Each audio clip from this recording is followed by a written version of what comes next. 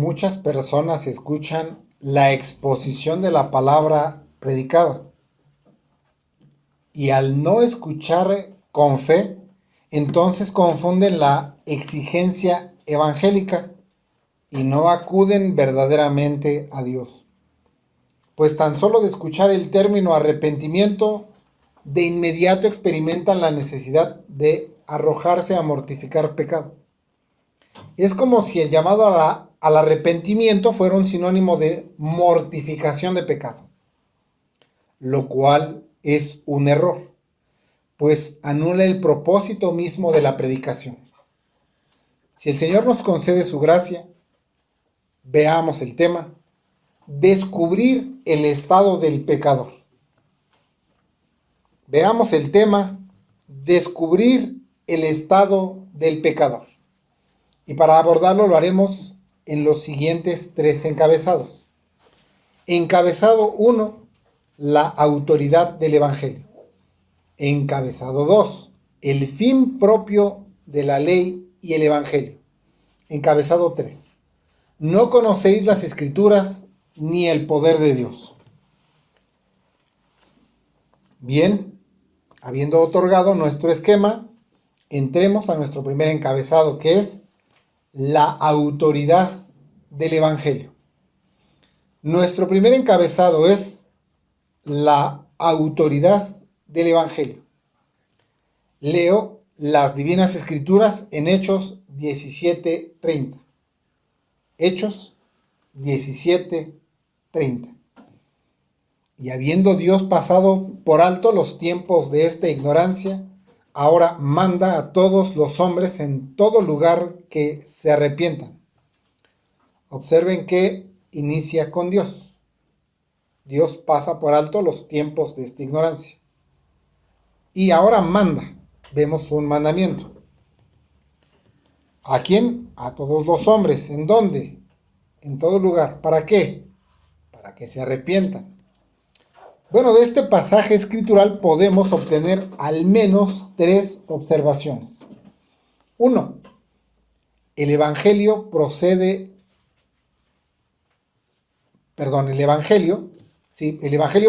de la autoridad divina. 1. El Evangelio procede de la autoridad divina. 2. El Evangelio es mandado a todos los hombres. 3.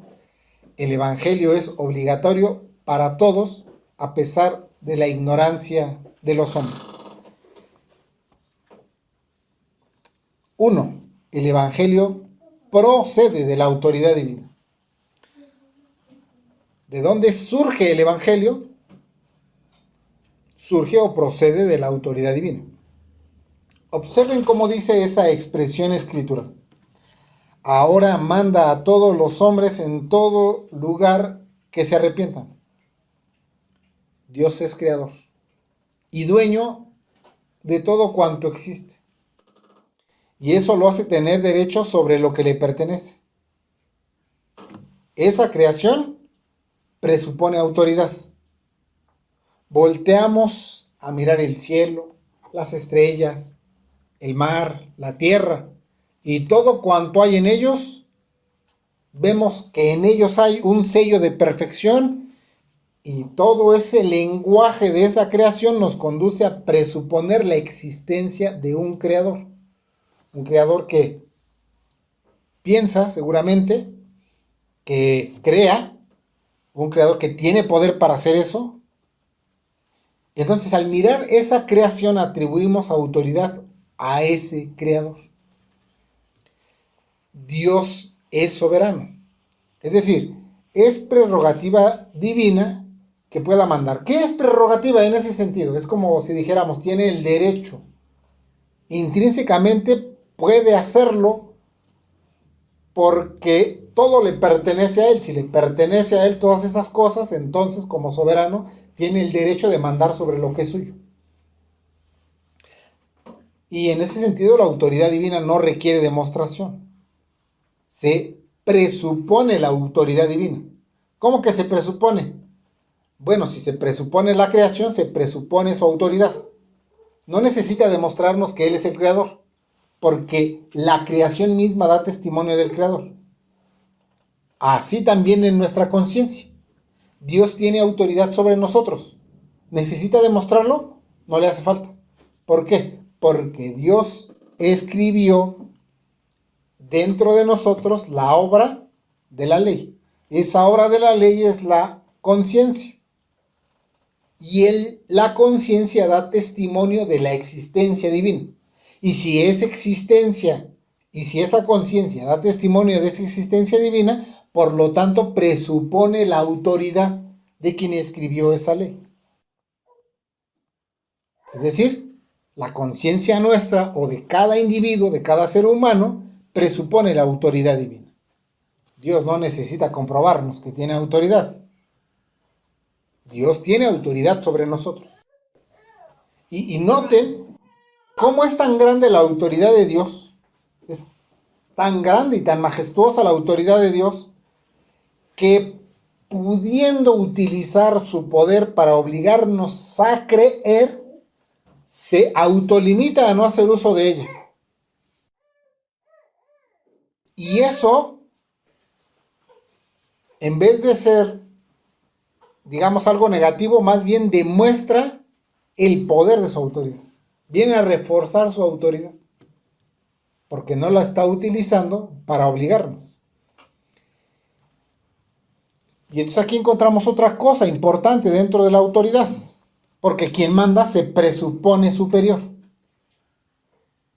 Y en ese mismo sentido, entonces, ¿qué sucede con el que es mandado?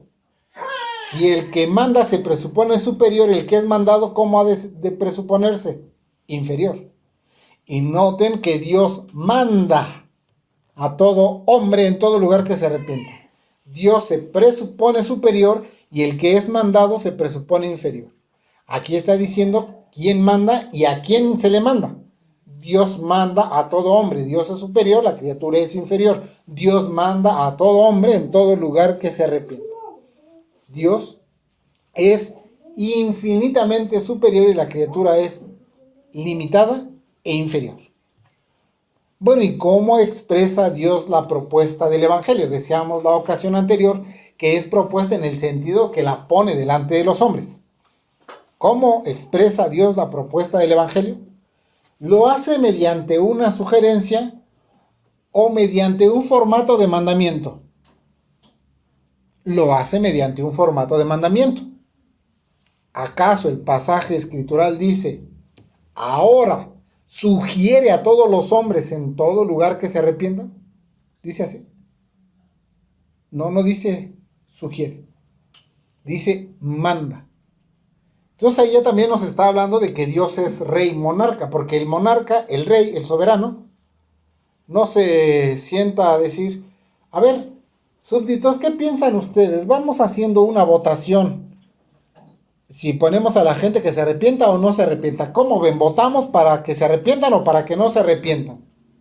Dios no pone a votación sus mandamientos. Dios manda. Miren cómo dice. Ahora manda a todos los hombres en todo lugar que se arrepientan. Observen que tampoco dice, ahora insinúa a todos los hombres en todo lugar que se arrepientan. Sino que deja claro que manda. Esto nos habla de la autoridad de Dios para con la criatura. Entonces, el Evangelio no es una opción, sino un mandamiento. Y aunque es un mandamiento y todo hombre debe obedecer el mandamiento, no todos lo obedecen. ¿Por qué? Porque muchos se rebelan. Y aún con todo es una obra divina. Es decir, el arrepentimiento no es una obra producida por los hombres. El arrepentimiento no puede ser producida porque el hombre quiere arrepentirse. Si el arrepentimiento fuera una obra producida por los hombres, el arrepentimiento no requeriría la intervención del Espíritu de Dios. Y todo se reduciría a un mero asentimiento intelectual, como cree falsamente y afirma falsamente el neocalvinismo intelectualista de nuestro tiempo. Lamentablemente, muchos aún tienen el arrepentimiento como sinónimo de mortificación del pecado. Es un error. poner como sinónimo arrepentimiento y mortificación de pecado. Es decir,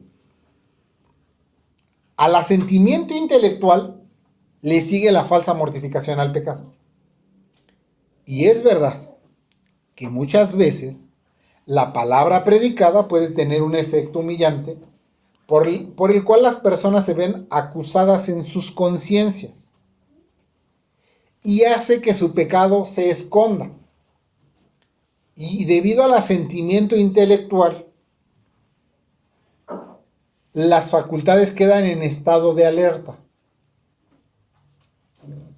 Y como el individuo está alerta, entonces el pecado engaña mediante la tanatosis. ¿Se acuerdan qué era la tanatosis? Hace que está muerto. No está muerto, solo hace que está muerto. Se hace el muerto. Entonces, dicho individuo se prende a una idea de abandonar el pecado. La predicación de la palabra tiene ciertos efectos inhibidores, pero no necesariamente tiene eso como fin principal. Pero se reconoce que muchas veces se produce un abandono al pecado. La predicación de la palabra tiene como fin la obra secreta del Espíritu por la cual atrae a los hombres a la fe, a la conversión y al arrepentimiento. Sin embargo, eso no sucede muchas veces. Ese es el fin, pero eso no siempre sucede. Y a pesar de eso, los pastores deben continuar predicando. Es decir, muchas veces cuando se predica la palabra, en vez de que los hombres se conviertan, de que genuinamente se arrepientan, solo abandonan su pecado. Y a pesar de eso, y a pesar de ese efecto, que no es el efecto deseado, los pastores deben continuar su labor de predicación. Aunque su fin no sea que el oyente solo abandone el pecado, sino que el fin por el cual se predica la palabra es la conversión. Escuchen o no, el predicador debe continuar su labor. Miren cómo dice el profeta Ezequiel, capítulo 2, versículo 7. Ezequiel 2, 7. Lo leo de la versión en inglés. Y les dirás mis palabras, tanto si escuchan como si no, pues son un pueblo muy rebelde. En este caso, la rebeldía es tomar el mandamiento del arrepentimiento solo como abandono del pecado. Pues ese abandono del pecado, sin un principio interno destructor del pecado, es rebeldía al mandamiento. Ese abandono en realidad la mayoría de las veces solo es temporal. Y los pastores y predicadores deben continuar su labor, ya sea que los hombres escuchen o no. Pues la misma palabra tiene un poder y efecto inhibidor del mal, aunque ese no sea su propósito inicial. Pues muchos al escuchar la palabra predicada experimentarán que sus pecados son reprendidos, o se sienten acusados en sus conciencias y convencidos del mal. Sí se convencen del mal, sí están acusados en sus conciencias. Y por consecuencia, en vez de obedecer el mandamiento, simplemente abandonan el pecado. El mandamiento divino en la predicación de la palabra es el arrepentimiento y no la mortificación, no al menos inmediatamente. El pastor puritano John Owen nos expresa estas cosas en los siguientes términos. Cito: hay un poder convincente peculiar en la palabra que Dios a menudo se complace en manifestar para herir, asombrar y en cierto modo humillar a los pecadores, aunque nunca se conviertan. Y la palabra debe ser predicada aunque tenga este fin, pero no con este fin. Que se predique pues la palabra y los pecados de los hombres serán reprendidos. La lujuria será refrenada y se opondrá resistencia al pecado, aunque ese no sea el efecto deseado. Termina la cita. Observen que la palabra, estamos hablando de la palabra de Dios, debe ser predicada, aunque solo humille a los pecadores. Aunque estos no se conviertan, la palabra debe ser proclamada. La palabra no ha de ser expuesta con el fin de que los hombres abandonen el pecado. No es que el fin sea predicar para que simplemente abandonen el pecado, sino con el fin de que obedezcan el mandato de arrepentirse y convertirse. Aún con eso, la misma palabra continuará ejerciendo este efecto. Muchos individuos serán reprendidos, muchas lujurias refrenadas, y surgirá resistencia al pecado, aunque ese no sea el efecto deseado. ¿Cuál es entonces el efecto deseado en la exposición de la palabra? La obediencia al mandato divino. ¿Y cuál es el mandato divino? La conversión y el arrepentimiento. 2. El evangelio es mandado a todos los hombres. Veamos nuevamente la expresión del pasaje escritural. Ahora manda a todos los hombres en todo lugar que se arrepientan. ¿Para quién es mandado el evangelio? Para los ingleses solamente. Nuestro texto afirma que es mandado a todos los hombres. ¿Qué significa todos los hombres? Todos los hombres significa a todos los hijos de los hombres, es decir, a toda la raza humana. ¿Y en qué lugar deben arrepentirse los hombres? En todo lugar. El evangelio no es exclusivo de Europa y de Estados Unidos. Dios manda que en todo lugar los hombres se arrepientan. Las escrituras, traducidas aún con muchos errores, han llegado a todos los continentes y al ser leídas o predicadas, producen el refreno de las lujurias. Y aunque esta no es la obra del Espíritu, se debe admitir que en cuanto al bien que Dios por su providencia y cuidado, aún así beneficia a la humanidad. Es decir, este efecto restrictor del mal en sí mismo es bueno, pero esto no significa que los hombres ya sean regenerados. La obra del Espíritu en aquellos que escuchan con fe es mucho más amplia y mucho más profunda. Pues el Espíritu no solo refrena el mal, sino que en aquellos en quienes obra le da muerte al pecado. Y no solo eso, sino que infunde una nueva vida regenerando al hombre completo y otorgándole un principio destructor del pecado.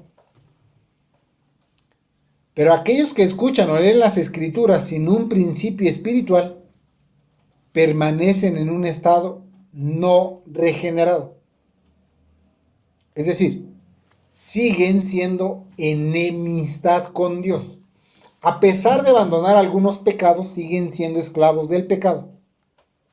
El pecado se enseñorea de ellos. El pastor puritano, John Owen, nos expresa estas cosas de la siguiente manera. Cito.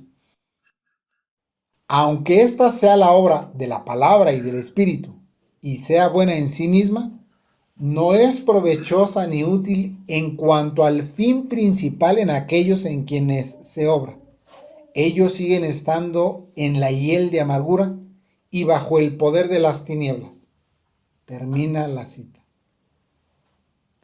Sí, es verdad que la palabra muchas veces tiene un efecto restrictor del pecado y debemos admitir que es una operación del Espíritu, es una obra del Espíritu obrando de esa manera.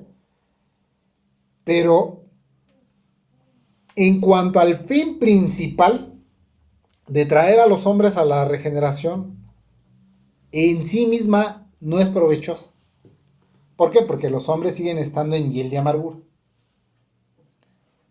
¿Qué significa hiel de amargura? Bueno, que están bajo el poder de las tinieblas o bajo el poder de sus corrupciones o bajo el dominio del pecado. 3. El evangelio es obligatorio para todos a pesar de la ignorancia de los hombres. Y a pesar de toda la ignorancia de los hombres, hemos de ser juzgados con justo juicio. Es decir, no importa que los hombres desconozcan las exigencias divinas. Estas exigencias aplican para todos los hombres. Pues la ignorancia en este caso no es atenuante de la condenación. ¿De qué es atenuante la ignorancia? La ignorancia solo es atenuante respecto del nivel de castigo, pero no en sí de la condenación. Observen cómo dice la expresión escritural. Y habiendo Dios pasado por alto los tiempos de esta ignorancia. Es decir, Dios manda que todos los hombres en todo lugar se arrepientan, a pesar de que puedan ignorar su mandato. No le hace que le ignoren, Dios manda. El mandato divino no se anula porque los hombres ignoren las demandas evangélicas. Sin embargo, debemos reconocer, sí, que la agravación de los tormentos eternos aplican para aquellos que, habiendo sido expuestos al evangelio, luego lo rechazan. Y aún con eso, los que ignoran no están exentos de observar obediencia al evangelio. Así, cada doctrina debe tener su uso correcto, fin y aplicación, pues la doctrina de la mortificación debe aplicarse a los regenerados, mientras que el arrepentimiento ha de dirigirse principalmente, no únicamente, principalmente a los que aún se encuentran en hiel de amargura. Pero para considerar ese aspecto, pasemos a nuestro segundo encabezado, que es el fin propio de la ley y el evangelio. Nuestro segundo encabezado es el fin propio de la ley y el evangelio. Dicen las divinas escrituras en 1 Timoteo 1:8, pero sabemos que la ley es buena si alguno la utiliza legítimamente.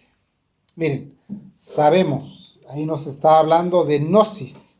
Sabemos que la ley es buena. La ley se está refiriendo a la ley de Dios, a la ley de Moisés. Algunas veces esa palabra ley también puede aplicar a la ley del evangelio, pero por el contexto se está refiriendo a la ley de Moisés. Dice, la ley es buena. En otro sentido, esa palabra buena también es como hermosa, pero no se está refiriendo a que es bella, sino que en torno a la utilidad que tiene es buena. Si alguno la utiliza legítimamente. La versión en inglés dice si un hombre la utiliza legítimamente, eso será útil para el inglés, pero para el castellano se da a entender con si uno o alguno. Puede ser alguno de entre aquellos que la utilizan mal o aquellos que la utilizan bien. Por eso, si alguno la utiliza legítimamente. ¿Por qué? Porque en el contexto está hablando de los que no la utilizan legítimamente. Los predicadores verdaderos y sanos utilizarán legítimamente la ley y el evangelio. Ese utilizar es como tratar. Es como cuando se dice del trato de las personas. Cuando usted va, por ejemplo, a comprar algo y en dos lugares tienen precios similares, usted sí o sí se va a inclinar por el trato que le dé el comerciante. Va a decir, no, pero es que este tiene mejor trato. Bueno, ese es el trato humano, pero aplica, porque recuerden que en una ocasión el apóstol Pablo, al ser llevado a la cárcel, un carcelero dice que lo trató humanamente. Entonces ese tratar es ahí esa palabra utilizar. Entonces es tratar adecuadamente, tratar legítimamente. Y el apóstol Pablo nos dice cómo debe tratarse la ley. Porque el apóstol Pablo nos está diciendo, miren, hay un uso correcto de la ley, pero el apóstol en sus cartas nos dice cómo se trata la ley. Recuerdan la carta a los hebreos. El apóstol Pablo toma la ley ceremonial y nos dice, la ley ceremonial se usa así. Luego, cuando escribe al evangelista Timoteo, le traza la utilización correcta de la ley. Pues en versículos anteriores el apóstol ha denunciado a los que han utilizado ilegítimamente la ley y se han apartado a vana palabrería. Entonces, el asunto aquí es que ese legítimamente tiene que ver con reglas o con leyes. Está dentro de un concepto legal, que la ley se utilice en una forma legal o conforme a las reglas o de acuerdo a la ley. Por eso algún interlineal de la escritura nos va a decir que el uso de la ley debe ser un uso legal. Pero lo que nos está transmitiendo es que debe ser conforme a la ley, para lo que a nosotros viene a ser algo legítimo. Pero el apóstol nos dice el fin evangélico de la ley, es decir, en la era del evangelio, cómo ha de utilizarse la ley moral. Entonces el apóstol nos dice que la ley moral se emplea para ser predicada y aplicada a los pecadores, no a los justos. En este caso, justos aquí es a los regenerados. Miren cómo dice 1 Timoteo 1 del 8 al 10. Pero sabemos que la ley es buena si uno utiliza de ella legítimamente. Sabiendo esto, que la ley no está hecha para el justo, sino para los transgresores y desobedientes, para los impíos y pecadores, para los profanos y los irreverentes, para los parricidas y los matricidas, para los homicidas, para los fornicarios, para los que se contaminan con hombres, para los secuestradores, para los mentirosos, para los pérjuros y para cualquier otra cosa contraria a la sana doctrina. El apóstol nos expresa que la ley no está hecha para el justo, sino para los transgresores. ¿Qué significa eso? Que la ley tiene su propia utilización en su lugar adecuado y que el evangelio tiene su utilización en su lugar adecuado. Es como cuando hablamos de los milagros. Estos deben utilizarse en su lugar adecuado. Porque algunos, hablando de los milagros, ¿qué hacen? Mezclan omnipotencia, bondad de Dios y el antecedente de Dios haciendo milagros. ¿Y qué debemos tener hoy? Un Dios que continúa haciendo milagros. Y mezclan esas cosas inadecuadamente, pero ¿serán todos los elementos que debemos considerar para hacer una afirmación como esa? ¿No será que están ignorando la soberanía divina, los propósitos de los milagros y aún las implicaciones de la inmutabilidad de Dios? Bueno, cada aspecto de la doctrina ha de utilizarse legítimamente, de conformidad a la ley o de conformidad a las reglas. Entonces, la ley debe ser predicada con su propio fin. La ley tiene como propósito denunciar el pecado. Es decir, la ley tiene como propósito venir y decirnos, eres pecador, eres un profano, eres un quebrantador del día de reposo, eres un codicioso. La ley tiene ese propósito de denunciarnos pecado. Pues para eso la usa el apóstol Pablo. Es decir, está hablando del uso correcto de la ley. Y de inmediato nos da una lista de pecados y nos dice, la ley es para tales y tales. Es como si el apóstol nos dijera, la correcta utilidad de la ley es para despertar el estado y condición del alma. Pero observen que ahí el apóstol no nos otorga la ley como el medio para subyugar el pecado, sino para despertarlo. Voy a reiterar eso, porque el apóstol nos está diciendo, esta es la utilidad correcta. ¿Cuál es la utilidad correcta de la ley? Despertar el estado y condición del alma. Decirnos, eres pecador. Pero la ley no es el medio para subyugar el pecado. La ley está para despertar el pecado. Pero en relación de nuestro tema central, ¿cuál es nuestro tema central, hermanos? La mortificación del pecado. Entonces, la mortificación no es deber inmediato de todos los hombres, pues algunos hombres tienen por deber inmediato la obediencia al arrepentimiento. El pastor puritano John Owen nos expresa estas cosas en los siguientes términos. Cito: que los hombres sepan que es su deber, pero en su lugar adecuado. No alejo a los hombres de la mortificación, sino que los llevo a la conversión. El que llama a un hombre para que deje de reparar un agujero en la pared de su casa y apague un fuego que está consumiendo todo el edificio, no es su enemigo. Pobre alma. No es su dedo dolorido, sino su fiebre éctica lo que debe considerar. Se opone a un pecado en particular y no considera que no es más que pecado. Termina la cita. La exposición de la ley no aleja a los hombres de la mortificación, es decir, tampoco es intención de la palabra predicada alejar a los hombres de su buena intención de mortificar.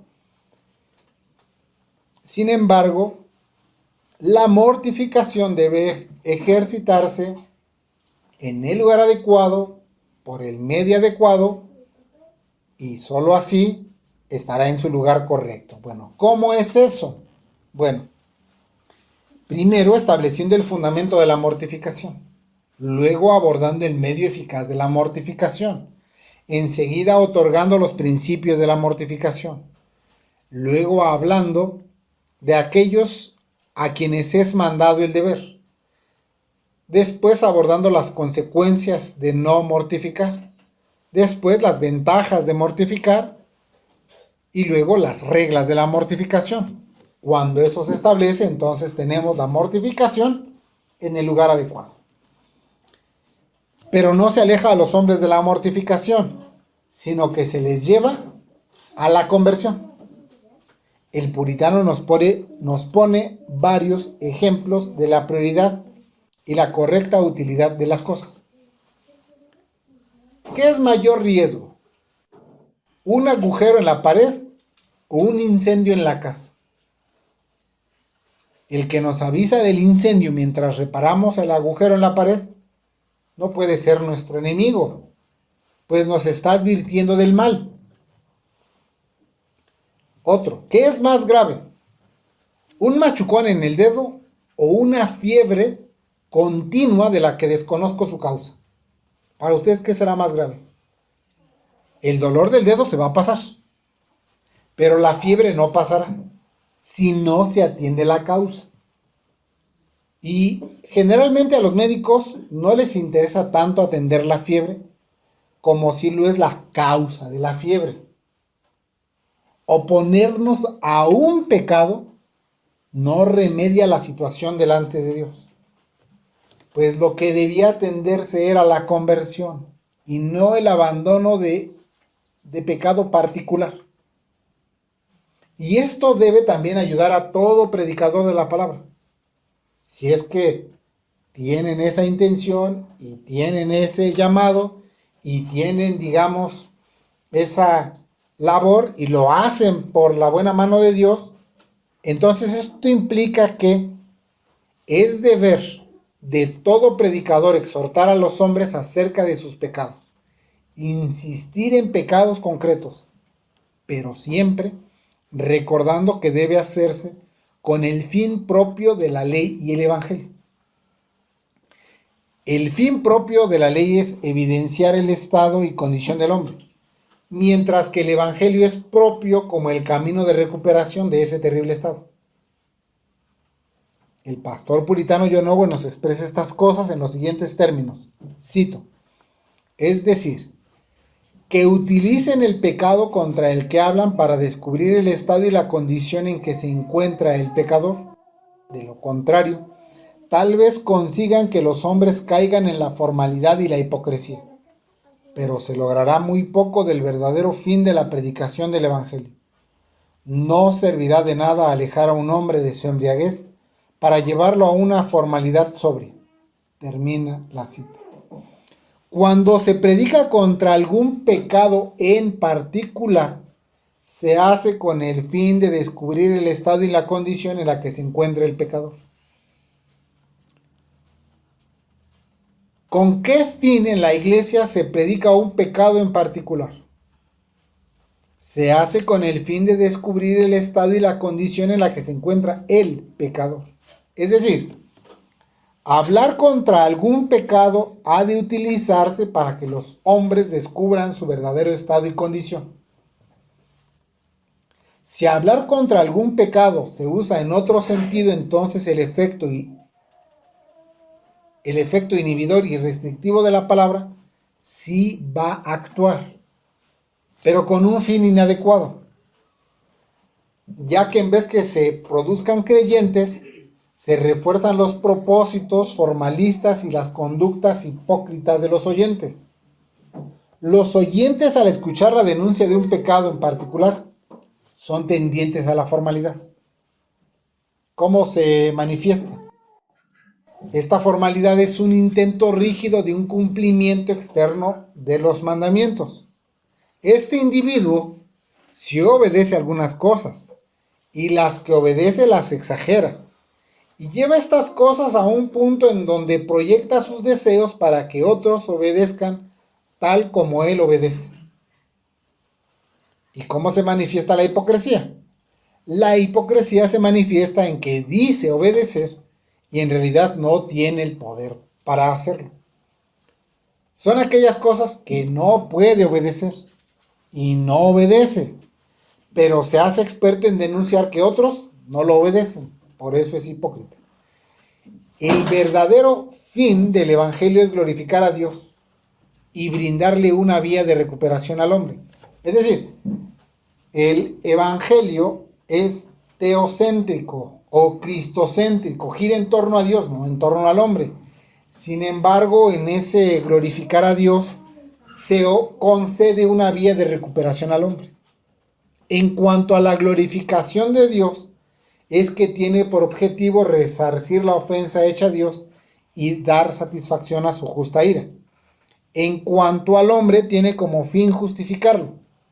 ¿Y cuál es el fin de la justificación? Bueno, el fin de la justificación es tranquilizar la conciencia por el medio expuesto por Dios en la faz de Jesucristo. Es decir, en cuanto al hombre, la exposición del pecado es para descubrir el estado y la condición del hombre, y el Evangelio tiene como fin traer alivio. Les voy a poner un ejemplo muy gráfico de esto. El pastor puritano John Bunyan, en su obra El progreso del peregrino, al darnos a comprender la correcta utilidad de la ley y el Evangelio, nos ilustra estas cosas con la llegada de Cristiano a la casa del intérprete. Cito: entonces le tomó de la mano y le condujo a una sala muy grande que estaba llena de polvo, porque nunca había sido barrida, la cual, después de haberla revisado durante un rato, el intérprete llamó a un hombre para que la barriese. Y cuando él comenzó a barrer, el polvo comenzó a volar por el aire con tanta abundancia que Cristiano casi llega a ahogarse. Entonces dijo el intérprete a una doncella que estaba al lado: trae agua y refresca la sala. Y cuando ella lo hizo, la sala quedó barrida y limpia. Cristiano: ¿qué significa esto? Intérprete: esta sala es el corazón del hombre que nunca fue santificado por la dulce gracia del Evangelio. Y el polvo es su pecado original y corrupciones interiores que han contaminado al hombre completo. Quien comenzó a barrer al principio es la ley, pero quien trajo agua y la roció es el Evangelio. Ahora bien, mientras viste que en cuanto el primero comenzó a barrer, el polvo salió volando por la sala, de tal modo que no podía limpiarse y tú casi te ahogas con él. Esto es para mostrarte que la ley, en lugar de limpiar el corazón mediante su obra del pecado, lo revive, le da fuerza y lo aumenta en el alma, a medida que lo descubre y lo prohíbe, pero no da poder para subyugarlo. Y cuando viste a la doncella rociar la sala con agua, con lo cual quedó limpia, esto es para mostrarte que cuando el Evangelio entra en los dulces y preciosos recodos hasta el corazón, entonces digo, tal como viste a la doncella limpiar el polvo al rociar el piso con agua, así es el pecado vencido y subyugado, y el alma limpiada por medio de la fe, y por lo tanto está preparada para que la habite el Rey de la Gloria. Termina la cita.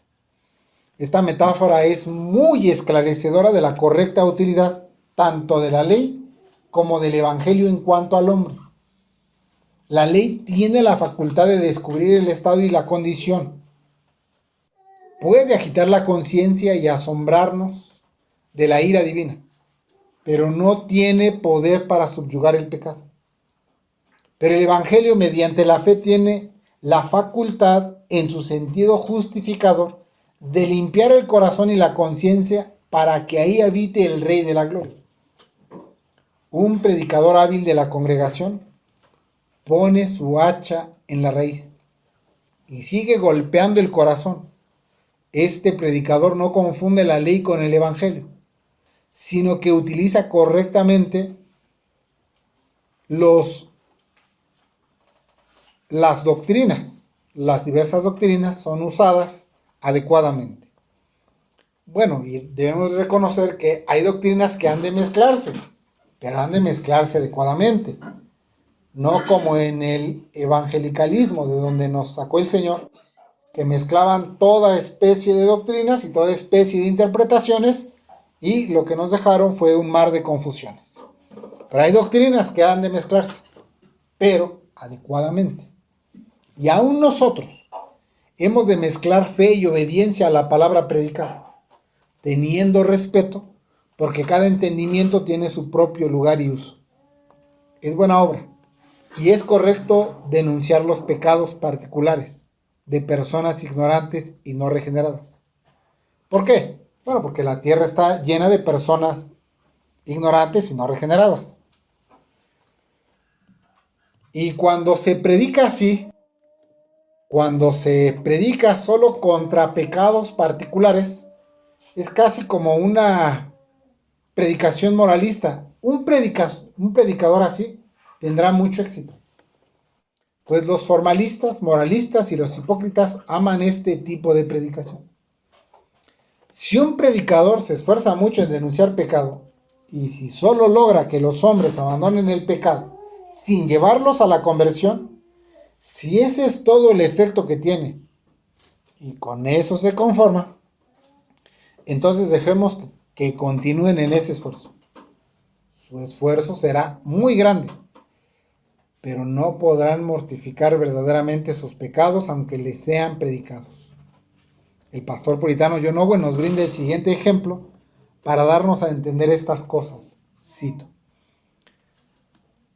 todo lo que se hace es como golpear a un enemigo en campo abierto y empujarlo a un castillo inexpugnable contra el que no se puede vencer. Termina la cita. Llevar a un enemigo a un castillo inexpugnable es hacerlo retroceder para la propia ruina, pues un enemigo así se fortalecerá en gran manera. Un enemigo escondido en un castillo es casi imposible de vencer. Contra alguien así atrincherado no se puede hacer casi nada. Es posible que al predicar se consiga en algún momento ventaja sobre un pecador por cualquier pecado que sea. Entonces, ¿qué tiene que hacer ese predicador? No tiene el mejor argumento para agarrar a ese pecador, para proponerle el camino de recuperación. Entonces, el pecador ha de ser llevado al descubrimiento de su estado y condición. Y otro ejemplo aquí. Es como cuando está por sacrificar al borrego. Si ya lo agarró, ya lo amarró, ahora es momento de tomar el cuchillo, abrirle la yugular y desangrarlo. Es decir, si ya hizo un uso correcto de la ley, ahora aplique correctamente el Evangelio. El pastor puritano John Owen lo expresa en los siguientes términos. Cito: romper con los pecados particulares de los hombres y no romper sus corazones es privarnos de las ventajas de tratar con ellos. Termina la cita.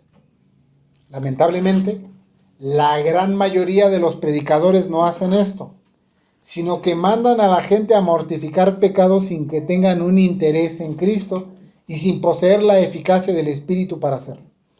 Pero, para considerar ese aspecto, pasemos a nuestro tercer encabezado, que es: no conocéis las Escrituras ni el poder de Dios. Dice Mateo 22:29, lo leo de la versión en inglés. Jesús les respondió diciendo: os equivocáis porque no conocéis las Escrituras ni el poder de Dios. Aquellos que usan las Escrituras de una forma distinta del espiritual se equivocan grandemente. Recuerdo a un profesor que utilizó la parábola del buen samaritano para hablarnos de que dentro de esa parábola existen al menos 3 filosofías. Ya se pone a explicar. Lo que quiero decir es que esa es una forma incorrecta de utilizar el Evangelio. Aquellos que utilizan la Escritura de una forma distinta del espiritual se equivocan grandemente. El término griego para errar también significa engañar, extraviar, vagar. Nuestro Salvador les está diciendo a los saduceos que se engañan porque no conocen las Escrituras ni el poder de Dios. Estos saduceos, miren, trabajan con las Escrituras, hablan de las Escrituras, discuten las Escrituras, juzgan algunos casos de la nación con las Escrituras, y nuestro Señor les dice que se equivocan. ¿Por qué? Porque no conocen las Escrituras ni el poder de Dios. Muchos se acercan a las Escrituras y predican las Escrituras, pero no hacen un uso adecuado de ellas, pues no conocen las Escrituras y el poder de Dios. Es como aquellos que confunden o se confunden atribuyendo el mismo valor a la inspiración de las Escrituras dadas en los idiomas originales y las traducciones. Le dan el mismo valor al texto recibido y a las traducciones de las asociaciones para eclesiásticas. Trabajan con las Escrituras, pero algunos no conocen ni las Escrituras ni el poder de Dios. El catolicismo romano es especialista en sus equivocaciones con respecto de las Escrituras. El catolicismo romano es el campeón del sofismo moderno. ¿Recuerdan qué es un sofisma? Un sofisma es argumentar verdades para concluir mentiras. Sí, dicen verdades, dicen, mira, esto es así y esto es así. Y uno va siguiendo el argumento y dice, no, pues eso es verdad, pero concluye en una mentira. El catolicismo romano mezcla todo tipo de doctrinas y hace de ello terribles confusiones. Tomamos como ejemplo rampante de esto al catolicismo romano, ya que esos predicadores son los más equivocados en temas de mortificación. Sobre todo en esta zona de Latinoamérica. El catolicismo romano de este lado de nuestro continente es muy distinto incluso del catolicismo de Estados Unidos o de católicos de Canadá. Es difícil ver a un católico de Estados Unidos andar de rodillas al entrar en sus recintos. Eso no lo van a ver allá. Ese catolicismo es diferente del heredado del catolicismo español. El catolicismo inglés tiene sus diferencias. Pero los fenómenos del catolicismo en América Latina son muy sangrientos. En algunos otros países de Europa de tradición católica es difícil saber de representaciones de hombres sangrantes en la cruz. Y aunque los de acá sí se sangran de verdad, también debemos admitir que es verdad que tienen su parte de teatralidad. En México usted puede ver actos de personas que tratan duramente su cuerpo. Son formas de mortificación. Y bueno, claro, los líderes del catolicismo romano se alejan de eso y afirman que ellos no promueven esas prácticas. No, nosotros no promovemos esas prácticas. Pero ustedes podrán advertir que los líderes del catolicismo, al mirar esas cosas, no se oponen a eso. ¿Cuándo han visto salir a un cura, a un sacerdote, a un hombre de esos líderes, decirle al que va de rodillas de los atrios de la basílica hasta la basílica, decirle, no, eso no es necesario? Nosotros no lo promovemos. ¿Y por qué no les dicen que eso no se hace así? Porque detrás de sus enseñanzas están esas mortificaciones. Pero de forma tradicional se sabe que el catolicismo romano ha conducido a sus seguidores a tratar duramente su corporalidad, pero no le hacen ningún daño al cuerpo de pecado. Pues quienes practican estas violencias a la corporalidad no consideran que para mortificar se requiere un principio interno destructor del pecado. ¿Qué hace el catolicismo romano en vez de llamar a la gente a creer? Los arrojan a mortificar sin un principio de vida espiritual. ¿Y qué sucede? Bueno, la gente escucha que debe matar el cuerpo de pecado. ¿Y qué hacen al escuchar eso? Bueno, pues tienen una idea que esto se dirige a su corporalidad, porque aparte pues han sido formados en la idea de que la corporalidad física es mala y el alma buena. ¿Y qué tenemos como resultado al mezclar esas cosas? Pues ya podemos ver las salvajadas y brutalidades que se pueden llegar a aplicar a la corporalidad. El catolicismo romano y aún el ortodoxo están lejos de llamar a los hombres a creer, para que después, como deber secundario, entonces puedan mortificar eficazmente. Pero ellos mejor los llaman a mortificar en vez de a creer. El catolicismo romano se equivoca enormemente al desconocer las escrituras y el poder de Dios. Pues la verdad es que no saben lo que es creer ni lo que pretende la mortificación en sí misma. Porque, ¿cómo define el catolicismo romano la fe? Bueno, para el catolicismo romano la fe no es más que un asentimiento general a la doctrina que enseña su iglesia. Es asentimiento intelectual y ya. Porque ¿qué caso saben ustedes? Así de una persona cercana. Que una persona haya experimentado conversión al irse al catolicismo romano. Para ellos ni siquiera se requiere conversión moral. Porque de manera general, el católico señala hipocresía a todo el cristianismo. Y cuidado, y uno que profesa cristianismo, peque.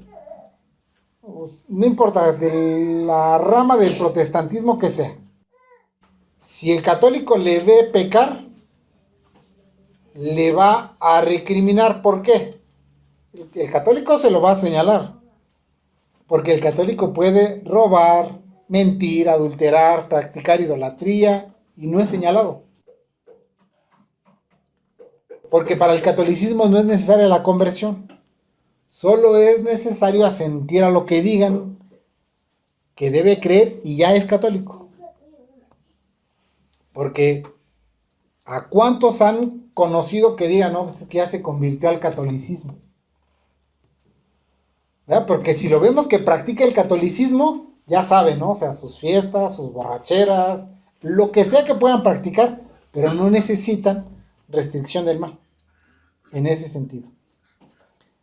Porque aún en nuestra cultura y en nuestro país, que está proliferando el pentecostalismo, es más probable escuchar que uno que vino del catolicismo al pentecostalismo sufrió conversión.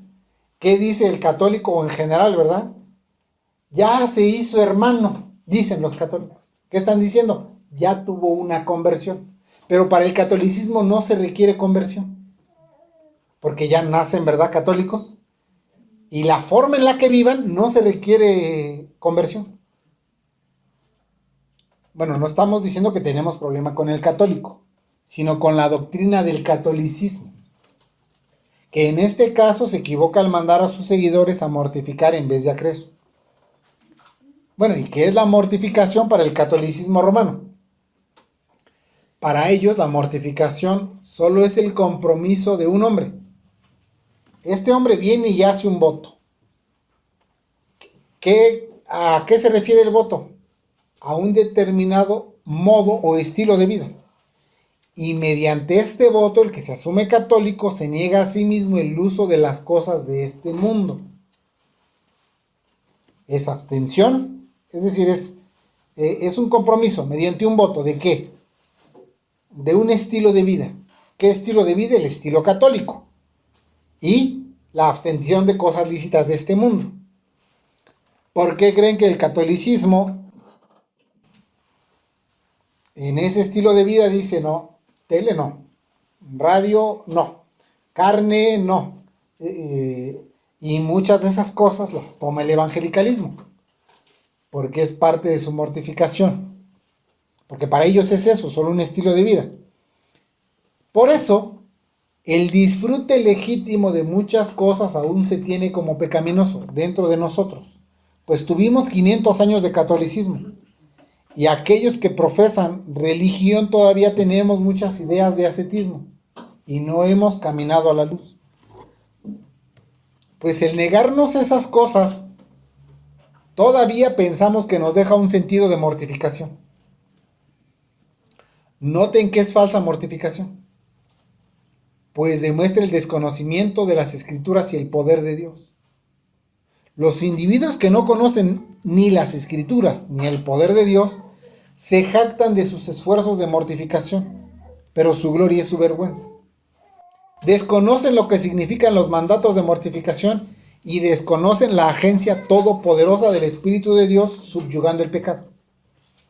Pero algunos predicadores en el evangelicalismo y en el neocalvinismo pasan por alto la necesidad de la regeneración.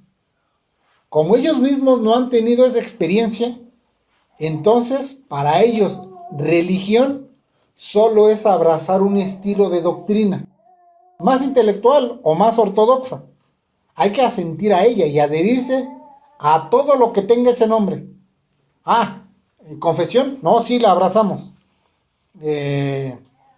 No sé. Todo lo que tenga nombre de ortodoxo o reformado, lo abrazan, sin creer ni comprender los asuntos espirituales. Este tipo de predicadores dan abiertamente esta fórmula a todo tipo de personas. Llegan las personas a sus congregaciones y ahora ya la gente, en vez de decir que viene adolorida por el pecado, viene a las congregaciones afirmando que están decepcionadas de la vida y que están deprimidas. Y la solución de estos predicadores es alguna especie de terapia humanista. Esta terapia humanista muchas veces incluye la abstención de tal pecado o lujuria. Le dicen, tienes que comprometerte a dejar tu pecado. Y no solo eso, no solamente es que tienen que comprometerse, sino que les dicen, casi literalmente, como ellos creen en el supuesto poder de la lengua, dicen, tienes que declarar que te comprometes a dejar tu pecado, porque vale la declaración de tu lengua.